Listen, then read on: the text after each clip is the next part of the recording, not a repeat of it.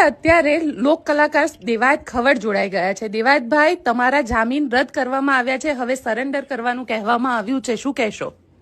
બસ બેન, નામદાર કોર્ટે જે નિર્ણય જે ડિસિઝન લીધું છે એ અમારા શિરોમાન્ય છે. જયારે નામદાર કોર્ટ અમને કે મારા વકીલ દ્વારા વકીલ મારફતે, ત્યારે હું સિલેન્ડર હાજર થઈ જાય જ્યાં પણ કે ત્યાં, પણ પોલીસ સ્ટેશન અથવા કોર્ટ.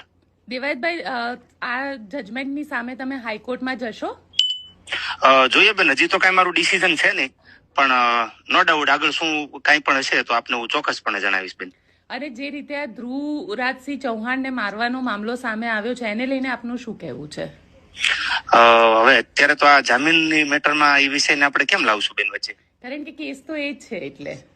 હા, પણ હવે એ વિષય ઉપર તો કેમ આપણે ચર્ચા કરશું? કારણ કે અત્યારે વિષય આપણો એ છે કે ભાઈ નામદાર કોર્ટે જામીન ના મંજૂર કર્યા છે એમ. તો હવે તમારું નેક્સ્ટ સ્ટેપ શું હશે? ક્યારે તમે સરેન્ડર કરશો? કઈ રીતે તમારા વકીલ શું આખું બધું થશે?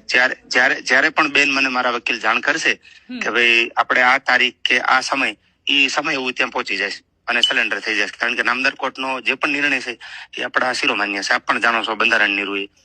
બિલકુલ દેવાયતભાઈ, અમારી સાથે આપણે બંધારણથી મોટા નથી બેન, બંધારણ આપણાથી મોટું છે.